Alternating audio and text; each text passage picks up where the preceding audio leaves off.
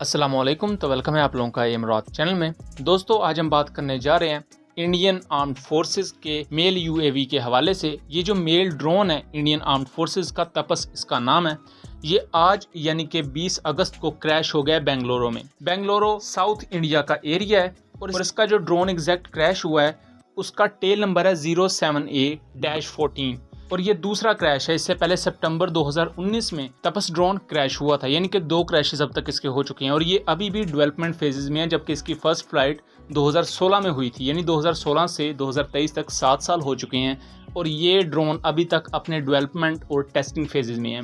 इसका हम ज़रा एनालिसिस करेंगे कि इंडियन आर्म्ड फोर्सेज ने ऑन पेपर इनके कुछ ऑर्डर्स दिए हैं, लेकिन कहा जा रहा है कि इस क्रैश के बाद मज़ीद ऑर्डर डिले भी हो सकते हैं और हो सकता है इसकी इंडक्शन भी मज़ीद डिले हो जाए, या जो तपस ड्रोन में प्रॉब्लम्स आ रही हैं अगर वो सोल्व नहीं कर पाती DRDO तो हो सकता है इसके तमाम ऑर्डर्स कैंसिल कर दिए जाएँ।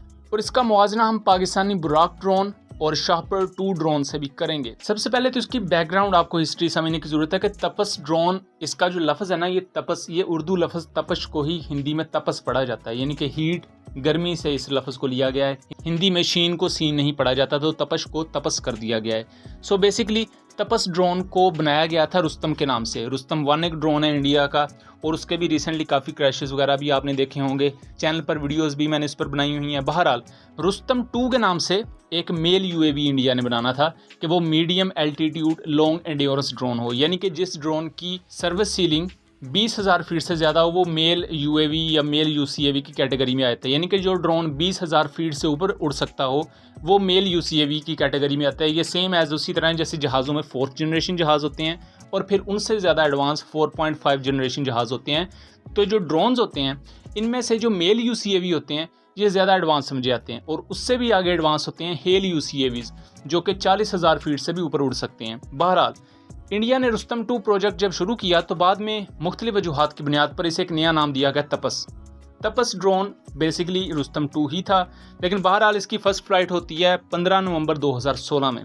इसकी फ़र्स्ट फ्लाइट के वक्त काफ़ी ज़्यादा उस बारे में बातें भी चल रही थी कि इंडियन आर्म्ड फोर्सेस को ये रेवोल्यूशनाइज करेगा, क्योंकि सब दोस्तों ड्रोन का काम सिर्फ निगरानी करना, रिकॉनिसेंस करना, जासूसी करना या missiles air to ground anti tank missiles fire करना नहीं होता, बल्कि ये लेज़र डेजिग्नेशन का काम बैटलफील्ड में बहुत अच्छा कर सकते हैं। जैसा कि अगर आपकी आर्टिलरी या तोपखाना गोले बरसा रहा है और अगर वो गोले लेज़र गाइडेड गाइडेंस को यूज़ करते हैं तो ये जो ड्रोन्स होते हैं ये अपने ISR पेलोड की वजह से, जो कैमरा आपको नीचे देखने को मिलता है ड्रोन में, उसके थ्रू लेज़र डेजिग्नेशन का काम भी कर सकते हैं, यानी कि मुख्तलिफ रॉकेट्स को या मुख्तलिफ शेल्स को या मुख्तलिफ एमुनिशन को अपने ISR पेलोड की लेज़र बीम की वजह से डायरेक्ट या गाइडेंस प्रोवाइड कर सकते हैं।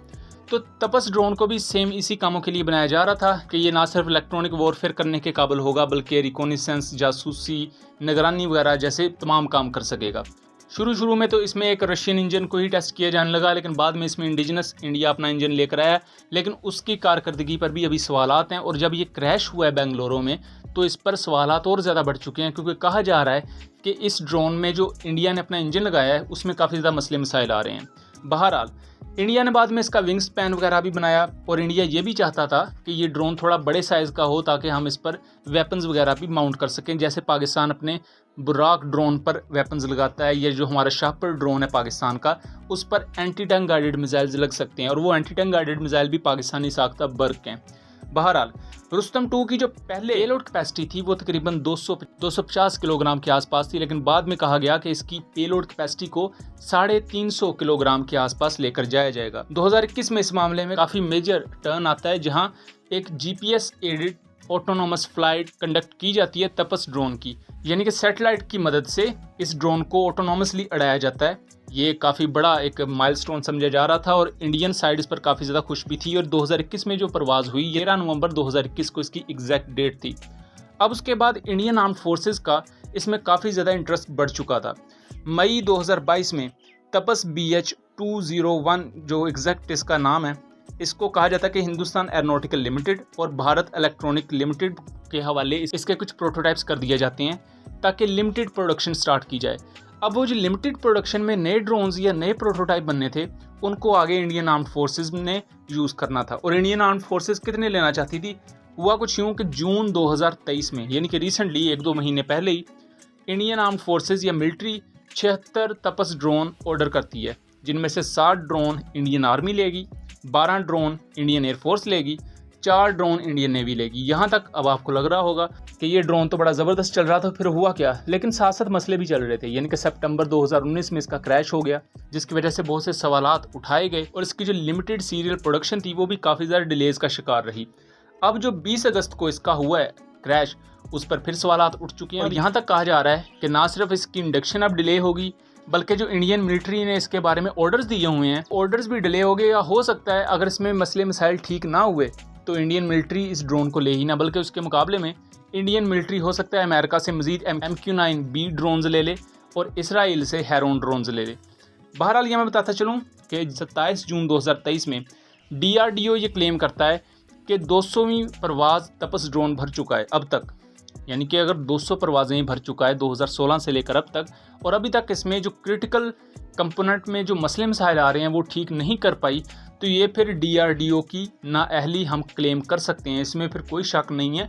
और यहाँ इंडियन आर्म्ड फोर्सेस फिर एक हद तक मासूम नज़र आती हैं कि वो इतने अरसे से तपस ड्रोन पर उम्मीदें लगा के बैठे थे, लेकिन तपस ड्रोन ना सिर्फ एक ओवरवेट आपको नजर आएगा, लेकिन अगर आप उसकी रेंज का भी मुआवजा करेंगे पाकिस्तानी ड्रोन से तो आप हैरान रह जाएंगे। यानी कि जो मैक्सिमम टेक ऑफ वेट है तपस ड्रोन का वो 1800 किलोग्राम है। पाकिस्तान का जो शापर 2 UCAV है इसका मैक्सिमम वेट 1100 से 1300 किलोग्राम है, यानी कि पाकिस्तानी ड्रोन बहुत ज़्यादा हल्का और छोटा है। यहाँ अगर देखा जाए तो जो टोटल फेरी रेंज है वो पाकिस्तानी ड्रोन की छोटे होते हुए भी इंडियन ड्रोन से ज़्यादा है। GPS एडेड फेरी रेंज जो शापर 2 प्रोवाइड करता है वो 1500 किलोमीटर है, जबकि इंडिया के तपस ड्रोन की मैक्सिमम रेंज 1000 किलोमीटर है दोस्तों।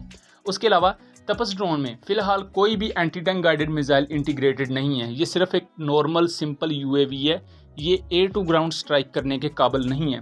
जबकि दूसरी तरफ पाकिस्तानी शापर 2 UAV को देखा जाए तो इसके डिफरेंट वेरिएंट्स हैं। शापर 1 बना था वो सिंपल UAV था, सिंपल ड्रोन था रिकॉनेसेंस जासूसी के लिए।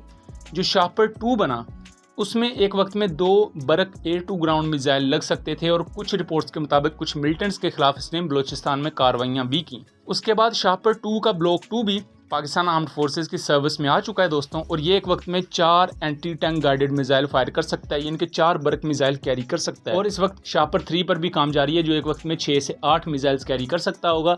इसकी रेंज भी काफ़ी ज़्यादा होगी, यानी कि पहले जितने भी वेरिएंट्स हैं उनको ये आउट रेंज करता होगा अपनी स्पेसिफिकेशन के हवाले से, और उसके अलावा ये पहले से ज़्यादा बेहतर सेंसर्स के साथ आएगा। और अगर इसके मुख्तलिफ सिस्टम्स को दुश्मन जैम करने की कोशिश करता है तो ये उनको भी रजिस्ट बेहतर तरीके से कर सकेगा। सो ये था एक एनालिसिस, उम्मीद करता हूँ चीज़ें क्लियर रही होंगी। मिलेंगे अगली वीडियो में, तब तक के लिए अल्लाह हाफिज़।